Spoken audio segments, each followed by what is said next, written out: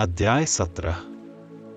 महर्षि बादरायण व्यास कहते हैं कि जब उद्धव ने श्री कृष्ण से इस प्रकार प्रश्न किया, तब दाशार वंश के प्रमुख और भक्तों में श्रेष्ठ उद्धव की भावना को स्वीकार करते हुए भगवान मुकुंद ने उत्तर दिया। श्री कृष्ण के वचनों की महिमा सुनने योग्य और वीरता से परिपूर्ण थी। यहाँ उद्धव की भक्ति और जिज्ञासा का विशेष उल्लेख किया गया है, जो उन्हें भागवत धर्म का एक महत्वपूर्ण पात्र बनाता है। श्री भगवान श्री कृष्ण कहते हैं कि जो व्यक्ति दुर्जनों के कठोर वचनों से विचलित हो जाता है, वह वास्तव में धैर्यवान और विद्वान नहीं कहा जा सकता। सच्चा ज्ञानी और आत्मसंयमी वही होता है जो अपमान और कटु शब्दों को सहन करके अपने मन को विचलित नहीं होने देता। यहाँ भगवान यह समझा रहे हैं कि साधु पुरुष को किसी की निंदा या अपशब्दों से प्रभावित नहीं होना चाहिए। मनुष्य को भले ही बाण लग जाए और वह उसके शरीर के भीतर मर्मस्थलों तक प्रवेश कर जाए, लेकिन वह पीड़ा उतनी नहीं होती जितनी कि दुष्टों के कठोर वचन अपशब्द हृदय में प्रवेश करके देते हैं। शब्दों के प्रहार भौतिक घावों से अधिक गहरे होते हैं, क्योंकि वे आत्मा तक पहुंचते हैं और चिरस्थायी पीड़ा देते हैं। भगवान यहाँ मानसिक और आत्मिक धैर्य को बनाए रखने की शिक्षा दे रहे हैं। भगवान श्री कृष्ण उद्धव से कहते हैं कि मैं तुम्हें एक ऐसा पवित्र और पुण्यदायी इतिहास सुनाने जा रहा हूं, जिसे महापुरुष भी आदर पूर्वक कहते हैं। इसे ध्यान पूर्वक सुनो। श्री कृष्ण बताते हैं कि एक भिक्षु, जिसे दुर्जनों ने अपमानित किया था, उसने अपने पूर्व कर्मों के फल को स्मरण करते हुए धैर्य पूर्वक एक उपदेशमयी कथा सुनाई। एक बार अवंती प्रदेश में एक ब्राह्मण रहता था, जो अत्यंत धनी था। उसकी जीविका व्यापार पर आधारित थी, लेकिन वह बहुत कंजूस, लोभी, वासनाओं में लिप्त और क्रोधी स्वभाव का था। वह इतना कंजूस था कि अपने ही रिश्तेदारों और अतिथियों का कभी सत्कार नहीं करता था, यहाँ तक कि एक मीठा शब्द भी उनके लिए बोलना उसे भारी लगता था। उसका घर सूना पड़ा रहता था और वह खुद भी समय आने पर अपनी इच्छाओं को पूरा नहीं कर पाता था। उसके गलत स्वभाव और कंजूसी की वजह से उसके अपने ही बेटे, परिवारजन, पत्नी, बेटियां और नौकर उससे नाराज रहने लगे। वे हमेशा दुखी रहते थे और कभी भी उसके प्रति प्रेम या सम्मान का भाव प्रकट नहीं करते थे। ऐसे लोभी स्वभाव के कारण वह अपने धन से भी वंचित हो गया और दोनों लोकों, इस लोक और परलोक, से गिर गया। उसने न तो धर्म का पालन किया और न ही किसी अच्छे कर्म से अपनी इच्छाओं को सही दिशा दी, जिससे उसके भाग्य का हकदार बनने वाले लोग, यज्ञ, देवता आदि उससे रुष्ट हो गए। इस तरह अपने दुष्कर्मों और दूसरों की अवहेलना करने के कारण उसका संचित पुण्य धीरे धीरे नष्ट हो गया। अत्यधिक मेहनत से कमाया हुआ धन भी व्यर्थ चला गया और अंततः उसका सब कुछ समाप्त हो गया। जब उसका धन समाप्त हो गया, तो उसके रिश्तेदारों ने थोड़ा थोड़ा करके जो भी संभव था ले लिया। कुछ धन चोरों ने चुरा लिया, कुछ समय के प्रभाव से नष्ट हो गया और शेष भाग राजा के करों में चला गया। इस प्रकार वह पूरी तरह से दरिद्र हो गया। अब वह न तो धनवान था और न ही धर्म और इच्छाओं की पूर्ति के योग्य बचा था। स्वजन भी अब उसकी उपेक्षा करने लगे, जिससे वह गहरे चिंतन और भारी चिंता में डूब गया। अपनी इस दुर्दशा पर लगातार विचार करते हुए वह अत्यधिक दुखी हो गया। संपत्ति खोने के कारण उसका जीवन कठिनाई से भर गया और निरंतर विलाप करने से उसका गला रूंध गया। अंततः उसे अपने किए पर बहुत बड़ा पछतावा हुआ। उसने सोचा, हाय, कितना कष्टदायक है कि मेरा जीवन व्यर्थ चला गया। मैंने इतनी मेहनत की, लेकिन न तो धर्म का पालन किया, न ही उचित इच्छाओं की पूर्ति कर सका, और न ही इस धन से कोई सार्थक कार्य किया। वह यह समझ गया कि लालचियों का धन कभी भी वास्तविक सुख नहीं देता। इस लोक में यह केवल दुख और मानसिक कष्ट का कारण बनता है और मृत्यु के बाद नरक में ले जाने वाला बनता है। यशस्वी लोगों की कीर्ति पवित्र होती है और गुणवान लोगों के गुण प्रशंसनीय होते हैं। लेकिन लोभ, चाहे वह थोड़ा ही क्यों न हो, इन सभी सद्गुणों को नष्ट कर देता है, जैसे सफेद कुष्ठ रोग श्वित्र सुंदर रूप को बिगाड़ देता है। धन के संग्रह, उसकी रक्षा, व्यय और उपयोग में मनुष्य को अत्यधिक परिश्रम करना पड़ता है। इसके कारण भय, चिंता, भ्रम और अंततः विनाश की स्थिति उत्पन्न हो जाती है। धन के कारण ही चोरी, हिंसा, झूठ, पाखंड, वासना, क्रोध, अभिमान, अहंकार, द्वेष, शत्रुता, अविश्वास, प्रतिस्पर्धा और अनेक बुरी आदतें जन्म लेती हैं। ये 15 दोष धन की प्राप्ति और उससे जुड़े मोह के कारण उत्पन्न होते हैं। इसलिए जो भी सच्चे कल्याण की इच्छा रखता है, उसे इस मोह को दूर से ही त्याग देना चाहिए। धन के कारण सगे भाई, पत्नी, माता पिता और मित्र तक आपस में लड़ने लगते हैं। जो पहले स्नेह से जुड़े होते हैं, वे थोड़े से धन के लिए तुरंत एक दूसरे के शत्रु बन जाते हैं। थोड़े से धन के लिए भी लोग अत्यधिक क्रोधित हो जाते हैं और आपस में ईर्ष्या पालने लगते हैं। वे जल्द ही अपने मित्रों और संबंधियों को त्याग देते हैं और कभी-कभी द्वेष में आकर हिंसा तक कर बैठते हैं। मनुष्य का जन्म अमरत्व की इच्छा करने वाले देवताओं तक के लिए दुर्लभ होता है और ब्राह्मण जन्म तो और भी ऊंचा स्थान रखता है। लेकिन जो इस दुर्लभ अवसर को व्यर्थ गंवाकर केवल धन संपत्ति के पीछे भागते हैं, वे अंततः बुरी गति को प्राप्त होते हैं। इस संसार में जन्म लेकर मनुष्य के पास स्वर्ग और मोक्ष दोनों के द्वार खुले होते हैं।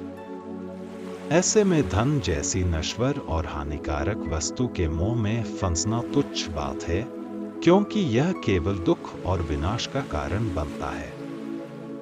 जो व्यक्ति अपने धन का उचित उपयोग न करके देवताओं, ऋषियों, पितरों, जीव जंतुओं और अपने परिवारजनों का हिस्सा नहीं बांटता, वह लोभवश अर्जित संपत्ति के कारण अधोगति को प्राप्त होता है। जो व्यक्ति केवल धन संग्रह की लालसा में अपना समय, बल और जीवन व्यर्थ कर देता है, वह बुढ़ापे में पछताता है। जब शरीर दुर्बल हो जाता है, तब न तो वह कोई श्रेष्ठ कार्य कर सकता है और न ही जीवन को सुधार सकता है। बुद्धिमान व्यक्ति बार बार धन की इच्छा में अपना जीवन क्यों कष्टमय बना लेता है? यह संसार निश्चित रूप से भगवान की माया से मोहित होकर भ्रमित हो गया है, इसलिए लोग व्यर्थ ही धन संपत्ति के पीछे भागते रहते हैं। जब मृत्यु निकट आ रही हो और जीवन क्षणभंगुर हो, तब धन देने वाले धन से, इच्छाओं को पूरा करने वाली कामनाओं से या जन्म देने वाले कर्मों से क्या लाभ? सब कुछ अंततः मिटने वाला ही है। निश्चित रूप से भगवान हरि, जो समस्त देवताओं के रूप हैं, मुझ पर प्रसन्न हो गए हैं, क्योंकि अब मुझे वैराग्य प्राप्त हो गया है और मैं आत्मज्ञान के मार्ग पर चलने के लिए तत्पर हो गया हूं। यही मेरे जीवन का सबसे बड़ा सौभाग्य है। अब मैं समय के प्रभाव से अपने शरीर को क्षीण कर दूंगा, अर्थात सांसारिक मोह से मुक्त होकर इसे तपस्या के द्वारा संयमित करूंगा। यदि मैं सच में आत्म साक्षात्कार कर सका, तो यही मेरा परम उद्देश्य सिद्ध होगा। यदि मैं इस मार्ग पर सफल हुआ, तो समस्त देवता और तीनों लोकों के स्वामी मुझसे प्रसन्न होंगे।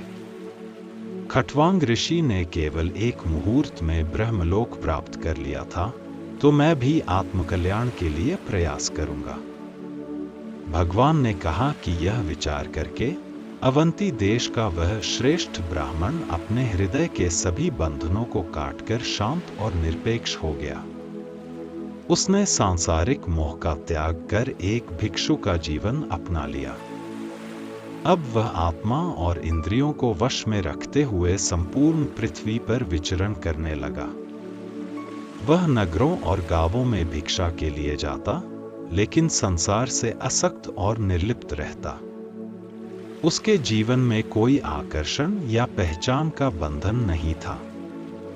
जब वह वृद्ध सन्यासी भिक्षा मांगता, तो दुष्ट और अधम लोग उसे देखकर अपमानित करते।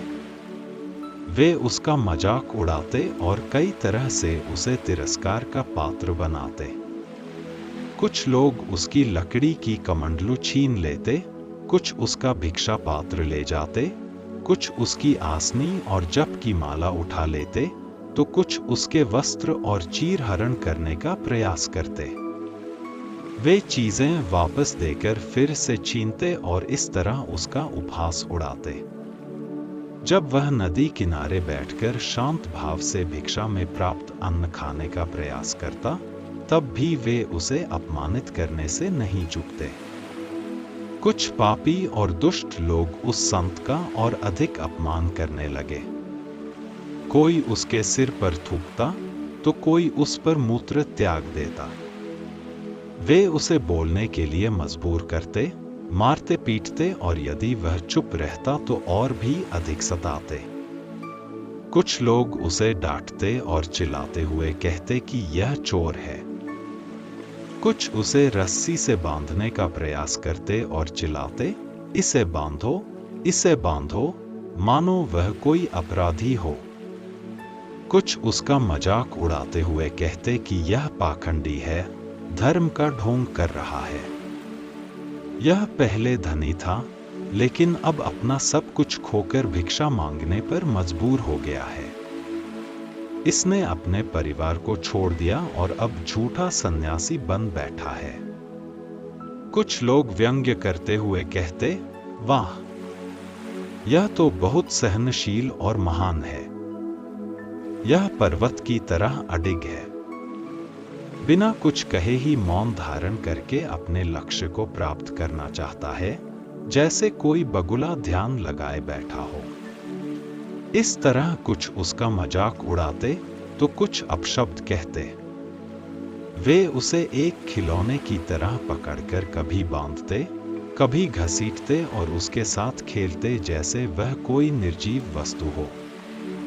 महात्मा द्विज ने उन लोगों द्वारा किए जा रहे अपमान, कष्ट और पीड़ा को अपने भाग्य का लिखा हुआ मानकर सहन किया। उन्होंने समझ लिया कि यह सांसारिक दुख, चाहे वह भौतिक हो, दैविक हो या शरीर जनित हो, भाग्य के अनुसार अवश्य भोगना पड़ता है। जब वे अत्यधिक अपमानित किए गए, तब भी वे अपने धर्म पर अडिग रहे और धैर्य बनाए रखा। उन्होंने एक गाथा गाकर अपने विचार प्रकट किए, जो उन अज्ञानी, अधर्मी लोगों को एक संदेश देने के लिए थी। उन्होंने कहा, मुझे जो सुख दुख मिल रहा है, उसके लिए न तो लोग जिम्मेदार हैं, न ही देवता, न ग्रह, न कर्म और न ही समय। असल में इसका मूल कारण मन ही है, जो इस संसार चक्र को घुमा रहा है। मन अत्यधिक शक्तिशाली है और यह विभिन्न गुणों को उत्पन्न करता है। इन्हीं गुणों से अच्छे, बुरे और मिश्रित कर्म उत्पन्न होते हैं। श्वेत सतोगुणी, कृष्ण तमोगुणी और रक्त रजोगुणी। इन्हीं कर्मों के आधार पर जीव की विभिन्न योनियों में गति होती है। आत्मा तो निष्क्रिय और नहीं होना चाहिए। यदि कोई व्यक्ति संसार के द्वंद्वों से मुक्त होकर आत्मनिर्भरता की ओर बढ़ता है, तो वह सही रास्ते पर चलता है। आत्मज्ञान से परिपूर्ण व्यक्ति अन्य सभी जीवों से भय मुक्त रहता है। वह शरणागत की तरह भगवान के प्रति अपनी निष्ठा और श्रद्धा रखता है। परमात्मा की शरण में रहने वाला व्यक्ति जो दीनहीन अवस्था में होता है, वही आत्मा की सच्चाई को समझने की प्रक्रिया को पूरी करता है। उसकी पूरी यात्रा को महर्षियों द्वारा प्रमाणित किया गया है। आत्मा को सही दिशा में ज्ञान मिलते ही वह संसार के दुखों से मुक्ति पाती है। भगवान ने कहा कि इस मार्ग पर चलकर जो शरणागत होता है, वह किसी भी बाहरी प्रभाव से दूर रहता है। इस व्यक्ति की यात्रा एक स्थिर और शुद्ध मार्ग पर होती है, जहां उसे कोई भी असत्य या अज्ञानी शक्ति विचलित नहीं कर सकती। सुख और दुख का कारण सिर्फ व्यक्ति की आत्मा का भ्रम होता है। यह भ्रम ही उसे जीवन के द्वंद्वों में उलझाए रखता है। यह भ्रम उसके मन और शरीर के साथ उत्पन्न होता है और उसे विभिन्न समस्याओं और अंधकार की ओर ले जाता है। इसलिए हे प्रिय, अपने मन और बुद्धि को पूरी तरह से नियंत्रित करो और मुझे पूर्ण रूप से समर्पित रहकर ध्यान से जुड़ो। यही योग का सबसे संक्षिप्त और प्रभावी तरीका है। जो व्यक्ति इस गीता को, जो ब्रह्मा में निष्ठा रखने वाली और पूरी तरह से ध्यान में लगी हुई है, श्रद्धा और ध्यान से सुनता है, गाता है या उसे समझता है, वह किसी भी प्रकार के दुख या परेशानियों से प्रभावित नहीं होता। अध्याय 18। भगवान ने कहा, अब मैं तुम्हें वह सांख्य योग, ज्ञान योग समझा रहा हूं, जिसे पहले विद्वानों ने निर्धारित किया है, जिसे जानने के बाद मनुष्य तुरंत ही भ्रामक द्वैत विलास को छोड़ देता है। ज्ञान का अस्तित्व एकमात्र है, यह द्वैत से रहित है। जब विवेक, बुद्धि प्रबल होता है, तब वह सत्य की खोज में हर युग में प्रकट होता है। यह ज्ञान माया के रूप में अव्यक्त होता है और केवल निर्विकल्पित होता है। यह सत्यवाणी और मन से परे है और यही सत्य द्वैत रूप में प्रकट होता है। इन दोनों में से एक, प्रकृति या पुरुष, ही प्रधान होता है। प्रकृति और पुरुष दोनों के बीच में ज्ञान रूपी भाव का व्यक्तित्व है, जिसे हम पुरुष के रूप में जानते हैं। प्रकृति के 3 गुण तम, रज और सत्व, इनका प्रभाव मनुष्य पर पड़ता है।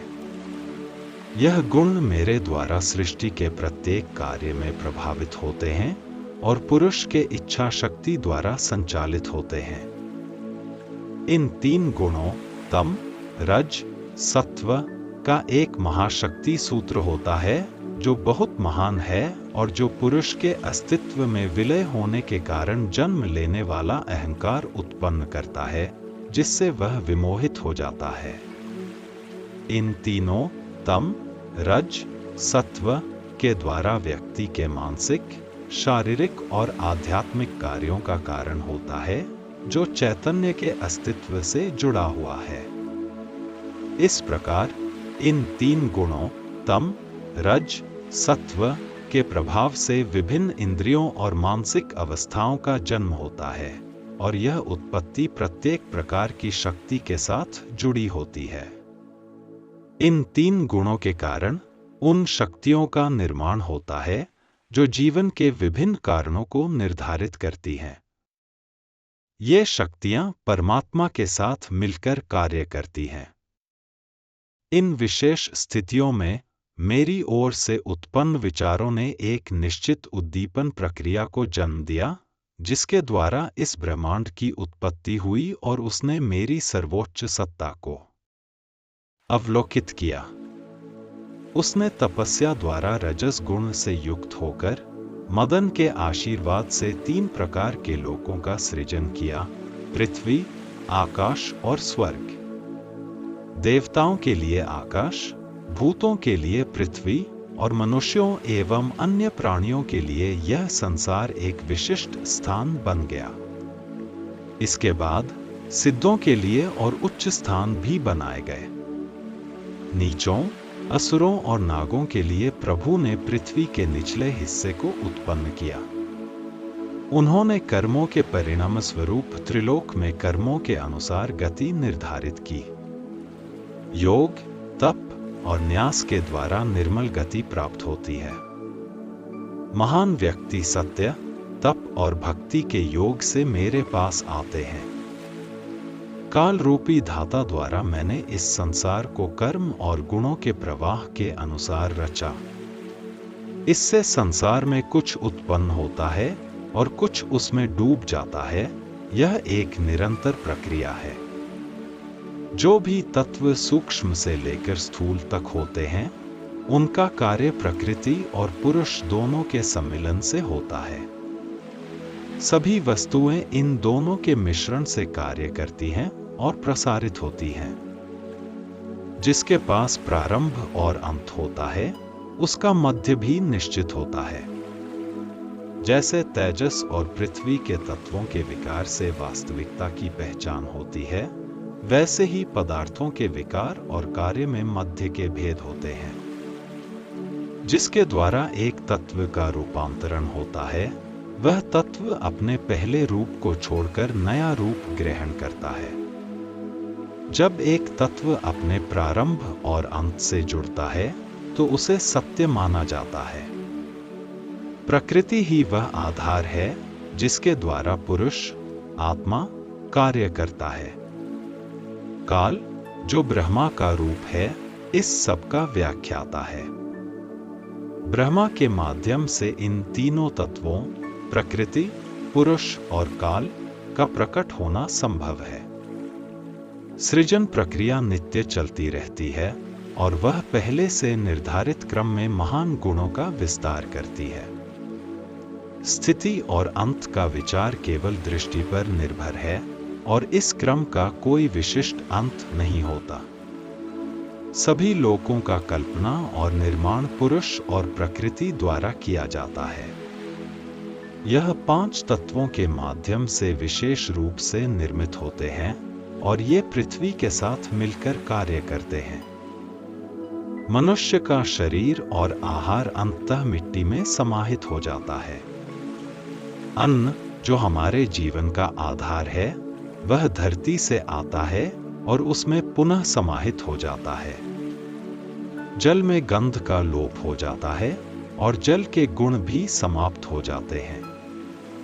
इसी प्रकार रस भी जल में विलीन हो जाता है। यह प्राकृतिक गुणों का लोप हो जाना होता है। आग के तत्व में जो ज्योति है, वह जल के रूप में समाहित हो जाती है। यह रूप, जो वायु और आकाश से संबंधित है, आकाश में समाहित हो जाता है, जबकि आकाश का तत्व श्रवण से जुड़ा होता है और सभी इंद्रियों से जुड़ा है।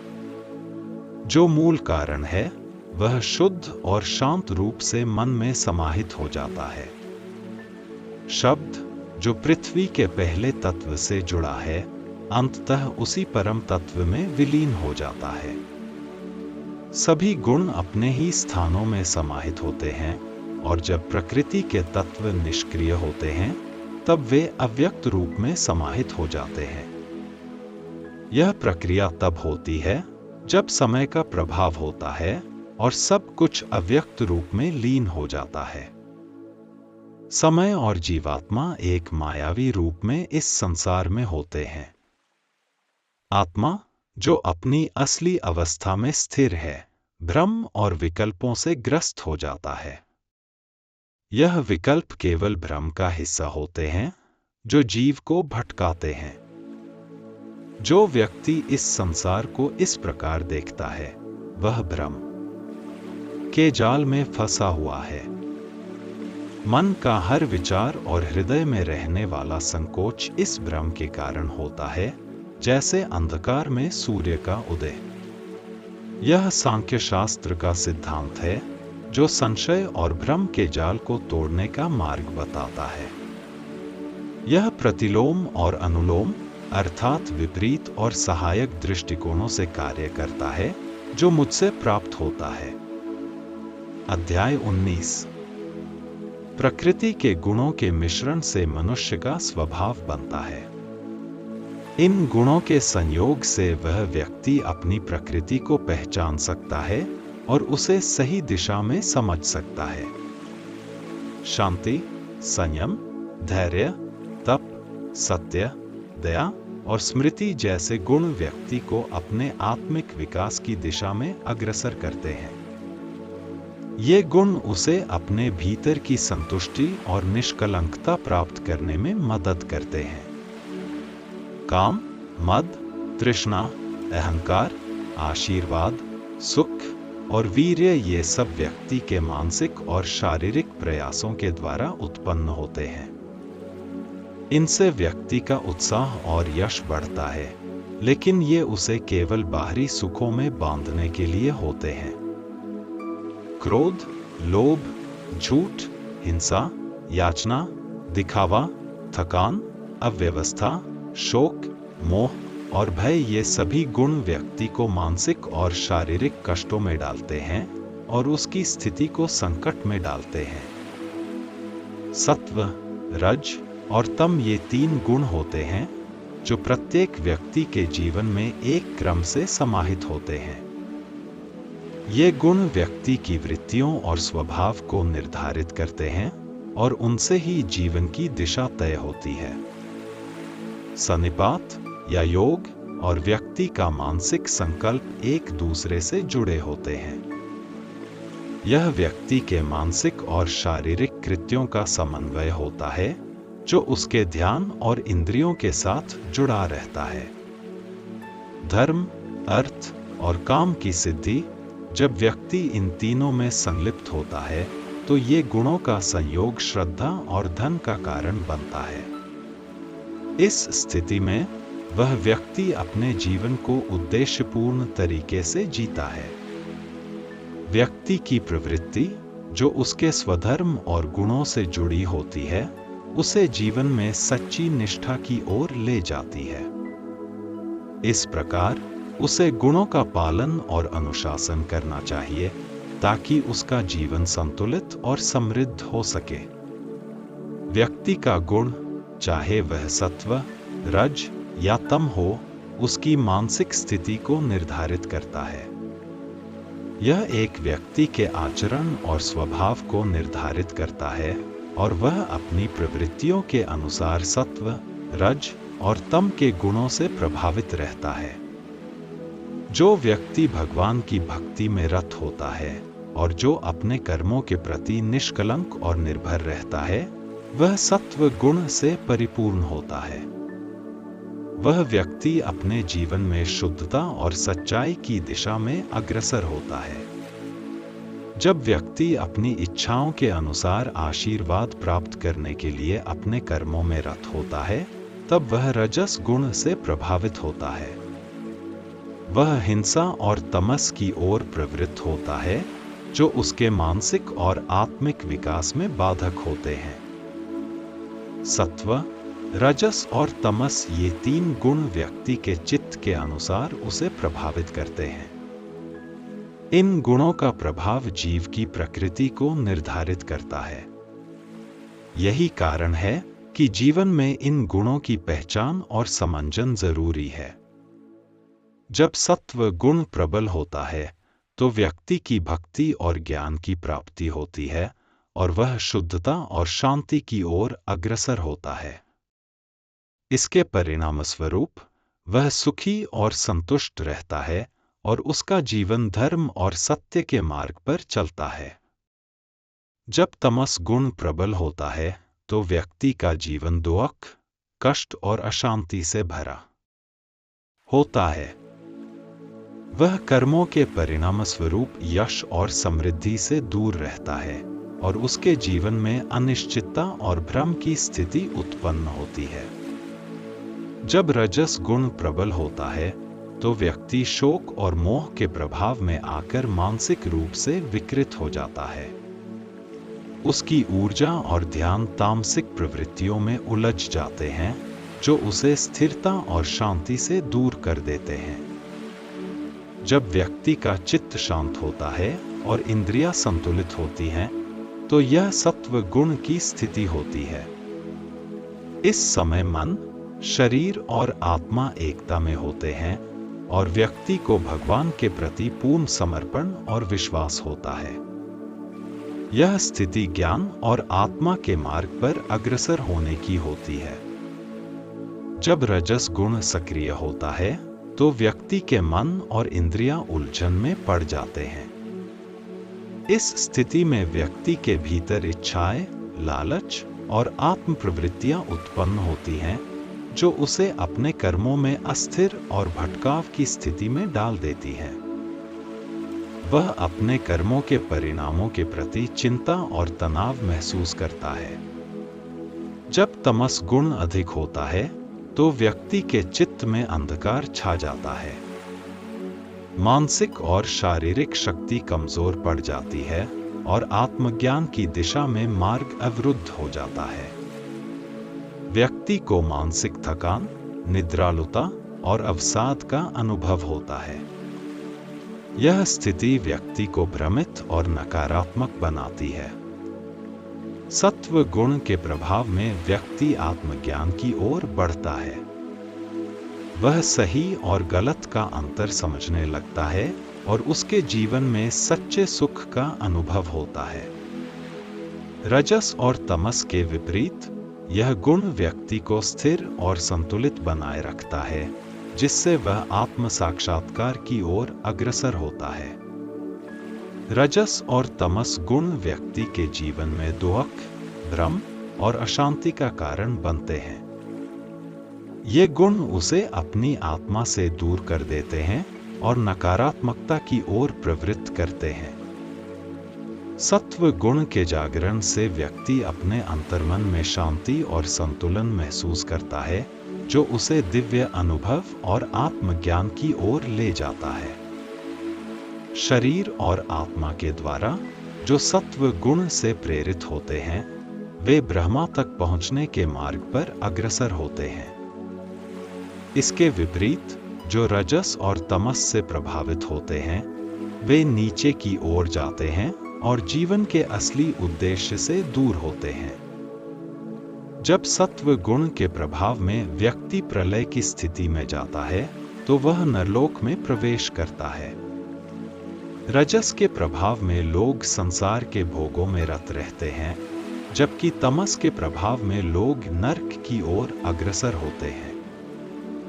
लेकिन जो मेरे निर्गुण रूप में विश्वास करते हैं, वे मेरे पास पहुंचते हैं।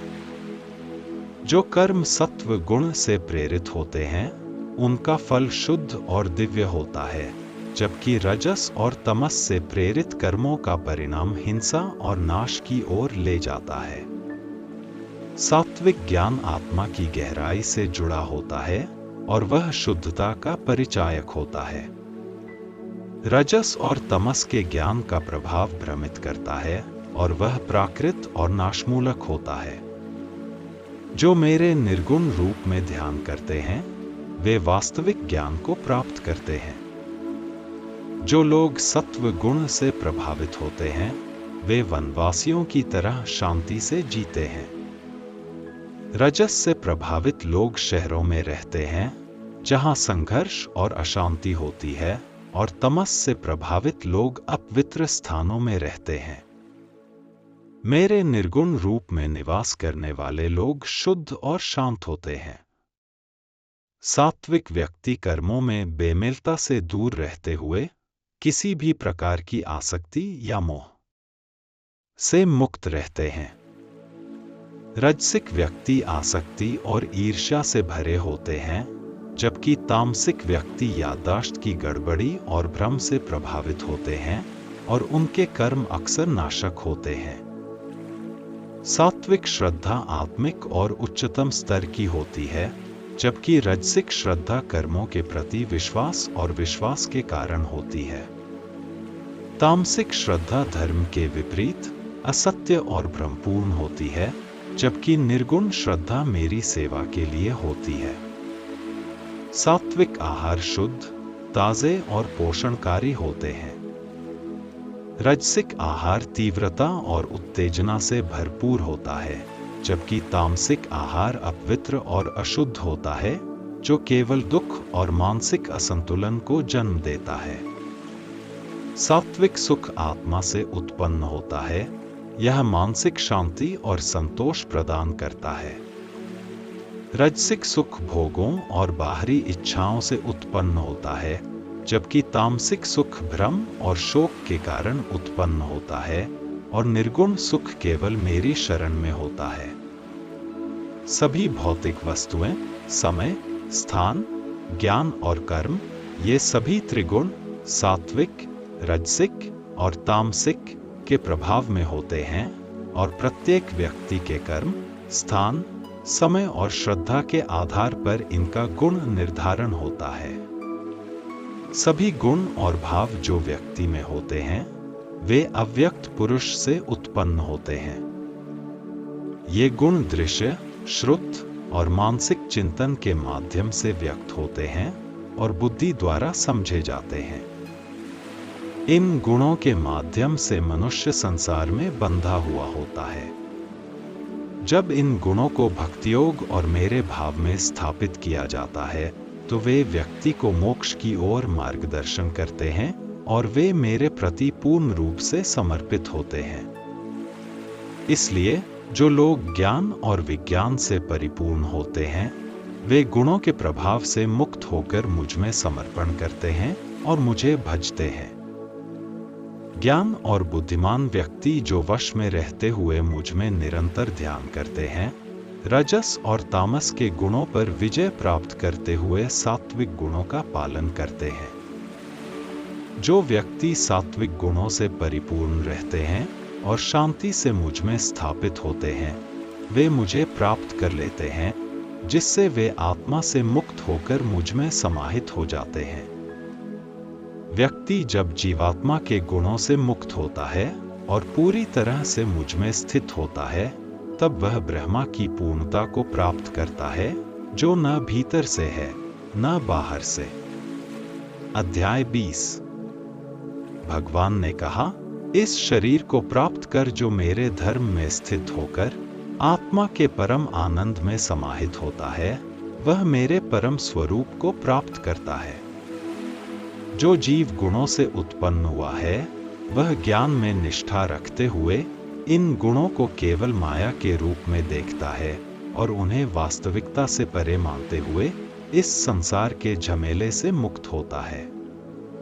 जो व्यक्ति असत या बुरे लोगों से संगति करता है, वह उनके प्रभाव से धोखा खाता है और अंततः अंधकार की ओर बढ़ता है, जैसे अंधे का मार्गदर्शन एक और अंधा करता है। ऐसा राजा जो उर्वशी के बिना मोहग्रस्त होकर शोक और चिंता में डूबा रहता है, वह अपने कर्तव्यों से विमुख होकर मानसिक उलझनों में खो जाता है। राजा जो सब कुछ त्याग कर एक पागल की तरह नग्न अवस्था में व्यर्थ रोते हुए विचरण करता है, वह अपने राज्य और कर्तव्यों को भूलकर दुख और विक्षोभ में डूब जाता है। जो व्यक्ति कामनाओं से संतुष्ट होकर छोटे छोटे दोषपूर्ण कामों का पालन करता है, वह सत्य को नहीं जानता और न ही वह सही मार्ग पर चलता है। उसकी चेतना उस दिशा में खींची जाती है जहां वह वास्तविकता से दूर रहता है। एल ने कहा, हे भगवान, मुझे कितना मोह हो गया है। मेरी मन की चंचलता और काम वासना ने मुझे इस स्थिति में डाल दिया है। देवता की गहनों से सजी हुई कंठी से बंधी मेरी अवस्था अब बहुत ही विचित्र हो गई है। मैं, जो अब मोह के प्रभाव में हूं, यह नहीं जानता कि सूर्योदय के समय क्या होता है। जब मैं अपने कर्मों से मुक्त होता हूं, तो मुझे यह सब समझ में आता है। फिर भी यह स्थिति मुझे भ्रमित करती है, जैसे वर्षा के समय की हलचल। हे भगवान, मेरी स्थिति पर कितना दुख हो रहा है, जब मैंने आत्मा को मोह और भ्रम में डाल दिया। मैं उन महिलाओं का अनुसरण कर रहा हूं, जो मेरे जीवन के मूल उद्देश्य को भुलाकर मुझे विक्षिप्त कर देती हैं, जैसे किसी शिकार करने वाले जानवर की तरह। मैं अपनी स्थिति से बाहर निकलने के बजाय अपनी पहचान और सम्मान को त्याग कर बिना समझे भटक रहा हूं। जैसे कोई पागल नग्न होकर और आंसू बहाते हुए एक स्त्री का पीछा करता है। जो व्यक्ति किसी स्त्री का अनुसरण करता है और उसके साथ अनैतिक रूप से व्यवहार करता है, उसे न तो ईश्वर का तेज प्राप्त हो सकता है और न ही उसे श्रेष्ठता मिल सकती है।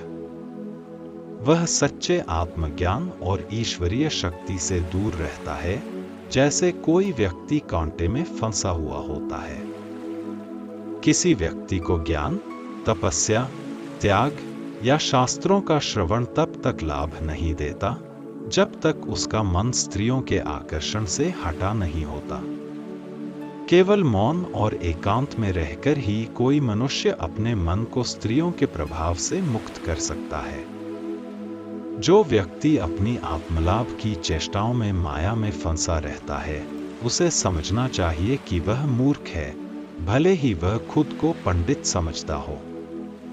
जिसने ईश्वर की सत्ता को समझ लिया है, वह स्त्रियों के मोह में नहीं पड़ता, क्योंकि उसका मन परिपूर्ण और अडिग होता है। मेरे लिए उर्वश्या की नशीली बातों में कोई स्थिरता नहीं है।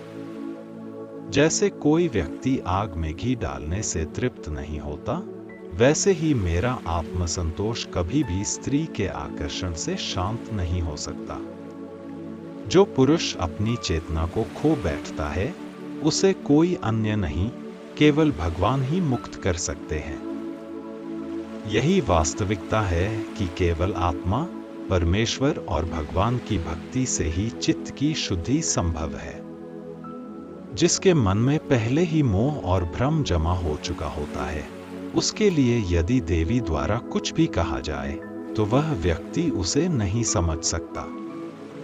उसका मन अपने अधीर विचारों से बंधा होता है और वह आत्मा का ज्ञान प्राप्त नहीं कर पाता।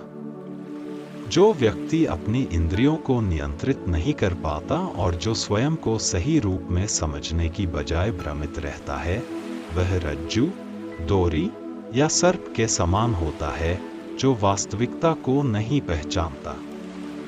उसका मन माया से चकराया रहता है और वह आत्मज्ञान से दूर रहता है। जो शरीर अपवित्र हो, जिसका कार्य और स्वभाव गंदा हो, वह व्यक्ति अपनी वास्तविक स्थिति को नहीं समझ सकता। वह अपने आप को ऐसे रूप में देखता है जो कि वास्तविकता से दूर होता है, और वह इस भ्रम में रहता है कि यही उसकी वास्तविकता है। जो व्यक्ति अपने पितरों, पत्नी, स्वामी या आंतरिक इच्छाओं के अधीन रहता है, वह कभी भी अपनी आत्मा और मित्रों के बारे में सही रूप से नहीं सोच पाता। यदि वह इस भ्रम को नष्ट नहीं करता, तो उसे आत्मज्ञान की प्राप्ति नहीं हो सकती। जो व्यक्ति शरीर की अशुद्धता और तुच्छता को स्वीकार करता है और अपने उद्देश्य से भटक जाता है, वह कभी भी सच्चे सौंदर्य, सुख और शांति को महसूस नहीं कर सकता। वह केवल बाहरी आकर्षणों से प्रभावित रहता है। व्यक्ति के शरीर में मांस, रक्त, स्नायु, मेद, हड्डियां, मूत्र, पसीना और मल जैसी अशुद्धियां होती हैं और उन सब में कीटाणु उत्पन्न होते हैं। इस शरीर के अंदर और बाहर के भेद को समझते हुए व्यक्ति को यह महसूस होता है कि इस शरीर का कोई स्थायी मूल्य नहीं है। जो व्यक्ति महिलाओं में केवल भौतिक सुखों की खोज करता है, वह अपने मन की शांति खो देता है। ऐसे लोग अपनी इंद्रियों का भोग करने के लिए हर समय नए रास्ते खोजते रहते हैं और इसी कारण उनका मन हमेशा अशांत रहता है। जो व्यक्ति अपने मन और प्राणों को संयमित करता है और अपने विचारों को स्थिर रखता है, वह किसी भी भोग की वस्तु के बारे में नकारात्मक विचार नहीं करता और शांति प्राप्त करता है। ऐसे व्यक्ति के मन में कभी कोई विघ्न उत्पन्न नहीं होता। जो लोग अपनी इंद्रियों और भोगों में बुरी तरह लिप्त रहते हैं, उनके साथ कभी भी कोई विश्वास नहीं किया जा सकता।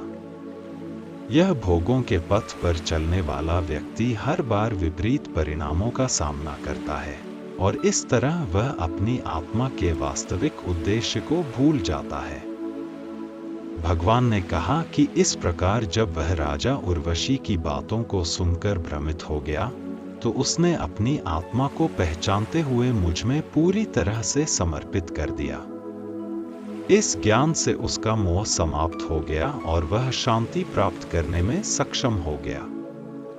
जो व्यक्ति बुरे संग को छोड़कर अच्छे लोगों से जुड़ता है और अपनी बुद्धि को सही दिशा में लगाता है, उसके मन को सच्चे संत और ज्ञानी लोग अपने ज्ञान से शुद्ध कर देते हैं और उसे मोक्ष की दिशा में मार्गदर्शन करते हैं। इस प्रकार वह सभी सांसारिक उलझनों से मुक्त हो जाता है। संत वे होते हैं जो बिना किसी अपेक्षा के मेरे में लीन रहते हैं। उनके मन में शांति होती है, वे सभी को समान दृष्टि से देखते हैं और उनका अहंकार, ममता, द्वंद्व और परिग्रह पूरी तरह से समाप्त हो जाता है। ऐसे संत भगवान के परम स्वरूप में ही स्थिर रहते हैं। जो लोग मेरे भक्तों की कथा को सुनते हैं, गाते हैं और श्रद्धा से उन्हें समर्थन करते हैं, वे अपने जीवन के सभी पापों से मुक्त हो जाते हैं और उनकी अवस्था शुद्ध हो जाती है। इस प्रकार वे मेरे परिजनों की भक्ति में निहित आनंद का अनुभव करते हैं। जो लोग मेरे भक्तों के साथ होते हैं और मेरी कथा में रत रहते हैं, उनकी श्रद्धा दृढ़ होती है। वे मेरी भक्ति में शुद्ध मन से लगे रहते हैं और वे मुझे पूर्ण रूप से अनुभव करते हैं। जिस साधक ने मेरी भक्ति को प्राप्त किया है, उसे संसार के सभी सुखों की कोई आवश्यकता नहीं रहती।